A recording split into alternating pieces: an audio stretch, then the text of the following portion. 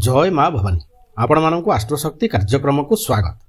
शनि महाग्रह मार्च मास 29 तारिख दिन कुंभ राशि को छाड़ी मीन राशि को जिबे एवं सेही मीन राशि रे दीर्घ 2.5 वर्ष काल अवस्थान करी रहिबे। शनि महाग्रहंकर एही मीन राशि रे अवस्थान समय रे तीनोटी राशिर व्यक्ति विशेष माने बहुत अधिक शुभ फल पाइबाकू जाउछंती। आज आमे माने आलोचना करिबा केउ राशिर व्यक्ति विशेष माने बहुत अधिक शुभ फल पाइबे शनि महाग्रहंकर एही गोचर चलन मीन राशि रे हेबा समय रे एवं मीन राशि रे शनि महाग्रह रहुतिबा समय रे एहा सहित आमे माने आलोचना करिबा सेही तीनोटी राशिर व्यक्ति विशेष माने केउ केउ समय रे सतर्कता अवलंबन करिबे जहा फल रे शनि महाग्रह जेउ शुभ फल देबाकू जाउछंती सेथिरे उणा हेबो नाही एवं सेमाने कोनोसी प्रकार असुविधा भोग करिवे नाही एही 2.5 वर्ष मध्यरे। वीडियोटी भल लागिले लाइक कमेंट शेयर करंतु, चैनल को सब्सक्राइब करंतु जहा फल रे मोर प्रत्येकटी वीडियो आपण मानक पाखरे पहुंची जिवो। 2.5 वर्षर कथा आमे माने प्रति वर्ष आरंभरू आलोचना करिबा। वर्तमान आलोचना करिबा एही वर्षर समय को नहीं एही तीनोटी राशिर व्यक्ति विशेष माने केउ समय रे कौन सावधानता अवलंबन करिवे एवं कौन उपाय करिवे जहा फल रे शनि महाग्रहंकर फल रे उणा हेबो नाही। मकर राशिर व्यक्ति विशेष मानक पई शनि महाग्रह तृतीय भाव रे अवस्थान करी रहिबे। तृतीय भाव रे गोचर रे शनि महाग्रह अवस्थान करथिले बहुत शुभ फल प्रदान करिथांती। एही मकर राशि पई बृहस्पति महाग्रह वर्तमान मे 14 तारिख जाए पंचम भाव रे अवस्थान करी रहिबे एवं सेही बृहस्पति महाग्रहंक घर मीन राशि को शनि महाग्रह चलन करिवे एवं सेही स्थान रे दीर्घ 2.5 वर्ष काल अवस्थान करी रहिबे। मकर राशि मानक पई वर्तमान बृहस्पति महाग्रह पंचम एवं अत्यंत शुभ भाव रे अवस्थान करी रहिथिबा जोगु एवं सेही अवस्थान समय रे शनि महाग्रह मीन राशि बा बृहस्पति घरे जाई अवस्थान करिबाकू थिबारु एहा एक बहुत शुभ समय मकर राशि मानक पई शनि महाग्रहंक आशीर्वाद को पाइबा पई।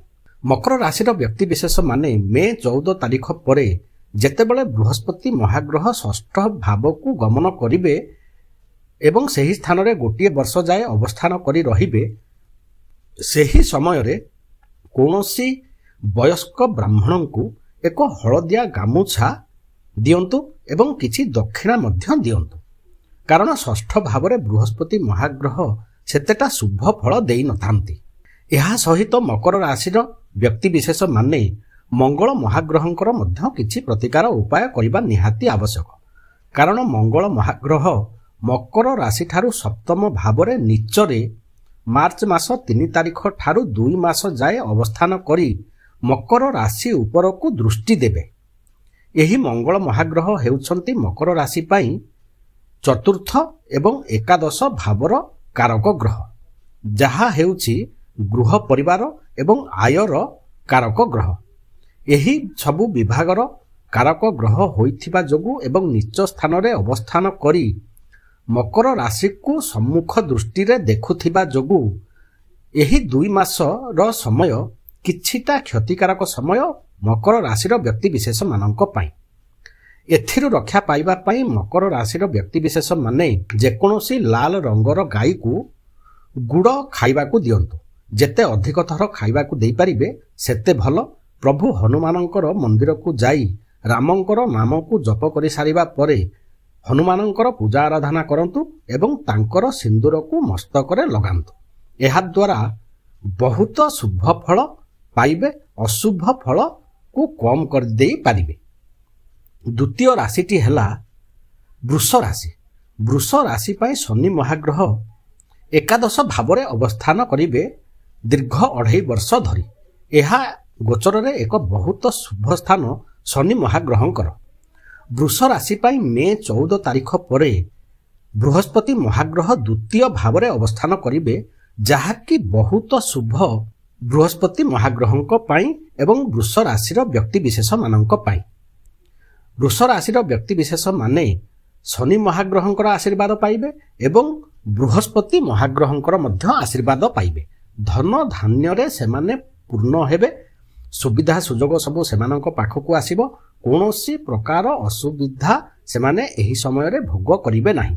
କିନ୍ତୁ ବୃଷ ରାଶିର ବ୍ୟକ୍ତିବିଶେଷ ମାନଙ୍କ ପାଇଁ ମଙ୍ଗଳ ମହାଗ୍ରହ ଯେହେତୁ ତୃତୀୟ ଭାବରେ ନୀଚ ହୋଇ 2 ମାସ କାଳ ଅବସ୍ଥାନ କରିବେ, ଯେଉଁ ମଙ୍ଗଳ ମହାଗ୍ରହ ହେଉଛନ୍ତି ଖର୍ଚ୍ଚ ଭାବର ମାଲିକ, କୋର୍ଟ କଚେରୀର ମାଲିକ ଏବଂ ସପ୍ତମ ଭାବର ମାଲିକ, ସେଥିପାଇଁ ବୃଷ ରାଶିର ବ୍ୟକ୍ତିବିଶେଷ ମାନେ ମାର୍ଚ୍ଚରୁ ମେ ମାସ ଯାଏ କୌଣସି ପ୍ରକାର ନୂତନ କର୍ମ କରନ୍ତୁ ନାହିଁ। ବ୍ୟବସାୟୀମାନେ ନୂତନ ବ୍ୟବସାୟ ଆରମ୍ଭ କରନ୍ତୁ ନାହିଁ। ଖର୍ଚ୍ଚ ପ୍ରତି ଦୃଷ୍ଟି ଦିଅନ୍ତୁ। ଅଯଥା ପରାକ୍ରମ ଦେଖାନ୍ତୁ ନାହିଁ। କଳି ଝଗଡ଼ା ସ୍ଥାନକୁ ଯାଆନ୍ତୁ ନାହିଁ, ନହେଲେ କୋର୍ଟ କଚେରୀ କେସ୍ରେ ପଡ଼ିବାର ବହୁତ ଅଧିକ ସମ୍ଭାବନା। ଯାହା ସବୁ ପ୍ରତିକାର କହିଲି ମଙ୍ଗଳ ମହାଗ୍ରହଙ୍କ ପାଇଁ, ତାହାକୁ କରନ୍ତୁ। ବହୁତ ଶୁଭ ଫଳ ପାଇବେ। ଅଶୁଭ ଫଳକୁ ଦୂର କରେ। ତୁଳା ରାଶିର ବ୍ୟକ୍ତିବିଶେଷ ମାନଙ୍କ ପାଇଁ ଶନି ମହାଗ୍ରହ 6ଠ ଭାବରେ ଅବସ୍ଥାନ କରି ରହିବେ। ଏହା ଶନି ମହାଗ୍ରହଙ୍କର ତୁଳା ରାଶି ପାଇଁ ବହୁତ ଭଲ ସ୍ଥାନରେ ଅବସ୍ଥାନ। 6ଠ ଘରେ ଶନି ମହାଗ୍ରହ ଗୋଚରରେ ଅବସ୍ଥାନ କରିଥିଲେ ବହୁତ ଶୁଭ ଫଳ ପ୍ରଦାନ କରିଥାନ୍ତି। ମେ ମାସ 14 ତାରିଖ ପରେ ବୃହସ୍ପତି ମହାଗ୍ରହ ମଧ୍ୟ ତୁଳା ରାଶିଠାରୁ 9ମ ଭାବରେ ବା ଭାଗ୍ୟ ଭାବରେ ଅବସ୍ଥାନ କରି ରହିବେ। ଏହା ମଧ୍ୟ ଏକ ବହୁତ ଶୁଭ ସ୍ଥାନ ବୃହସ୍ପତି ମହାଗ୍ରହଙ୍କର ତୁଳା ରାଶି ପାଇଁ। କିନ୍ତୁ ମାର୍ଚ୍ଚ 3 ତାରିଖରୁ 2 ମାସ ଯାଏ ତୁଳା ରାଶିର ବ୍ୟକ୍ତିବିଶେଷ ମାନେ ମଙ୍ଗଳ ମହାଗ୍ରହଙ୍କ ପାଇଁ କିଛିଟା ସତର୍କତା ଅବଲମ୍ବନ କରନ୍ତୁ। ପ୍ରତିକାର ଉପାୟ ମଧ୍ୟ କରନ୍ତୁ। କାରଣ ମଙ୍ଗଳ ମହାଗ୍ରହ ତୁଳା ରାଶିଠାରୁ 10ମ ଭାବରେ ନିଚରେ ଅବସ୍ଥାନ କରିବେ। ଯେଉଁ ମଙ୍ଗଳ ମହାଗ୍ରହ ହେଉଛନ୍ତି ତୁଳା ରାଶି ପାଇଁ ଧନର ମାଲିକ ଏବଂ ବ୍ୟବସାୟ ଏବଂ ସାମାଜିକ କ୍ଷେତ୍ରର ମାଲିକ। ସେଥିପାଇଁ ତୁଳା ରାଶିର ବ୍ୟକ୍ତିବିଶେଷ ମାନେ ସାମାଜିକ ସ୍ତରରେ ସମସ୍ତଙ୍କ ସହିତ ଉତ୍ତମ ବୁଝାମଣା ରଖନ୍ତୁ। ନିଜର ଧନକୁ ଠିକ୍ ଭାବରେ ବିନିଯୋଗ କରନ୍ତୁ ଏବଂ ନିଜର କର୍ମକୁ ଦେଖି ଚାହିଁ ବୁଝି ବିଚାରି କରନ୍ତୁ। ମଙ୍ଗଳ ମହାଗ୍ରହଙ୍କ ପାଇଁ ଯେଉଁ ପ୍ରତିକାର ଉପାୟ କହିଲି, ସେହି ପ୍ରତିକାର ଉପାୟ ତୁଳା ରାଶିର ବ୍ୟକ୍ତିବିଶେଷ ମାନେ କରନ୍ତୁ। ଯାହାଫଳରେ ଶନି ମହାଗ୍ରହଙ୍କର ବହୁତ ଶୁଭ ଫଳ ପାଇବେ ଏବଂ ଏହା ସହିତ ବୃହସ୍ପତି ମହାଗ୍ରହଙ୍କର ମଧ୍ୟ ଶୁଭ ଫଳ ପାଇବେ। ଶନି ମହାଗ୍ରହ ମାର୍ଚ୍ଚ ମାସ 29 ତାରିଖରୁ ମେ ମାସ 30 ତାରିଖ ଯାଏ ମୀନ ରାଶିରେ ରାହୁ ମହାଗ୍ରହଙ୍କ ସହିତ ଅବସ୍ଥାନ କରି ରହିବେ। ଶନି ମହାଗ୍ରହ ଯେଉଁ ସବୁ ସ୍ଥାନରେ ଗୋଚରରେ ରହିବା ସମୟରେ ଶୁଭ ଫଳ ଦେଇଥାନ୍ତି, ରାହୁ ମହାଗ୍ରହ ମଧ୍ୟ ସେହି ସ୍ଥାନରେ ଗୋଚର ସମୟରେ ଶୁଭ ଫଳ ଦେଇଥାନ୍ତି। ତେଣୁ ଏହି 3ଟି ରାଶିର ବ୍ୟକ୍ତିବିଶେଷ ମାନଙ୍କ ପାଇଁ ରାହୁ ମହାଗ୍ରହ ମଧ୍ୟ ବହୁତ ଶୁଭ ଫଳ ପ୍ରଦାନ କରିବେ। ଶନି ରାହୁଙ୍କର ପିଶାଚ ଯୋଗ ବା ସାପ ଯୋଗ ହୋଇଥିଲେ ମଧ୍ୟ। ତେଣୁ ସେଥିପାଇଁ ଚିନ୍ତିତ ହୁଅନ୍ତୁ ନାହିଁ, ଚିନ୍ତା କରନ୍ତୁ ନାହିଁ। ବହୁତ ଶୁଭ ସମୟ, ବହୁତ ଶୁଭ ଫଳ ପାଇବାକୁ ଯାଉଛନ୍ତି। ଯାହା ସବୁ ପ୍ରତିକାର ଉପାୟ କହିଲି ତାହାକୁ କରନ୍ତୁ। 2 ମାସ ସତର୍କତା ଅବଲମ୍ବନ କରନ୍ତୁ। ବହୁତ ଶୁଭ ଫଳ ମିଳିବ। ଏହି ସବୁ ପ୍ରତିକାର ଉପାୟ ଏହି 3ଟି ରାଶିର ବ୍ୟକ୍ତିବିଶେଷ ମାନେ ମାର୍ଚ୍ଚ ମାସ ଶେଷରେ ନିହାତି ଭାବରେ କରନ୍ତୁ। ସେହି ସମୟରେ ଚୈତ୍ର ନବରାତ୍ରିର ସମୟ।